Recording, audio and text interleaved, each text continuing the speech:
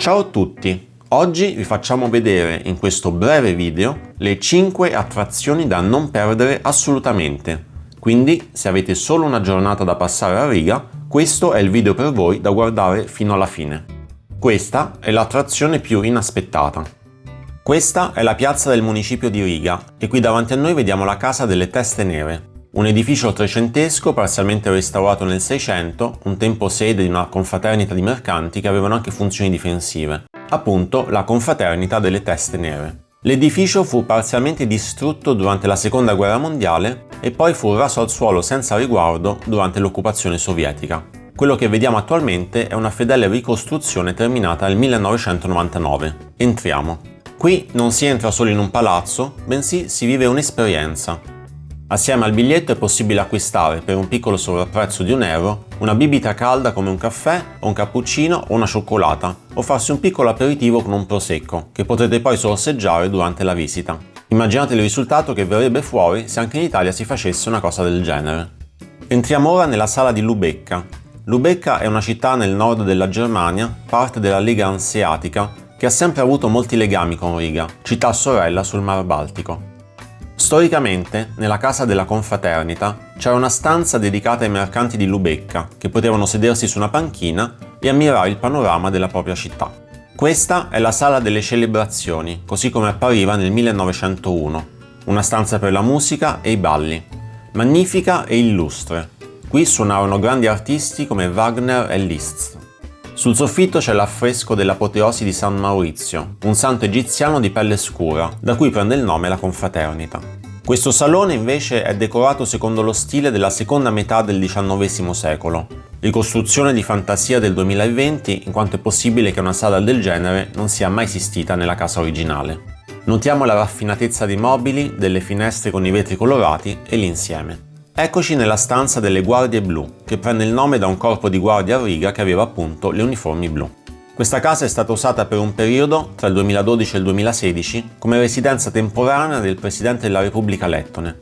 Guardate le stanze, lo splendore dei cristalli, impressionante, e l'argenteria abbagliante. È anche possibile visitare i sotterranei che contengono scimeli d'epoca. Con i tetti a cipolla dorati, ecco una capitale ortodossa, la più grande dei paesi baltici, voluta dallo zar Alessandro II e completata nel 1883. Questa è senza dubbio l'architettura religiosa più bella e imponente della città.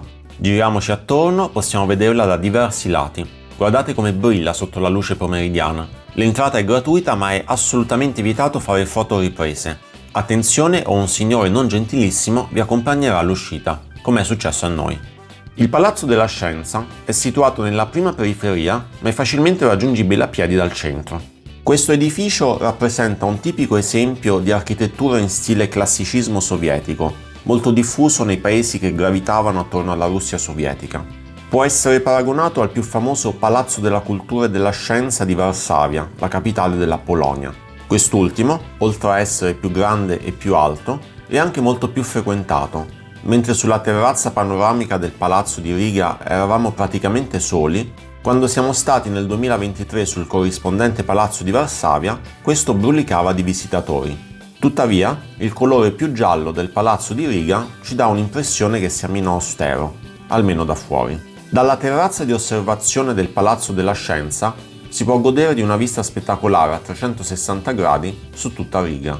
Dall'altezza di 107 metri o 21 piani, vediamo il fiume Daugava, che qui sta per tuffarsi nel Mar Baltico. Qui sotto c'è la città vecchia, centro storico, di Riga.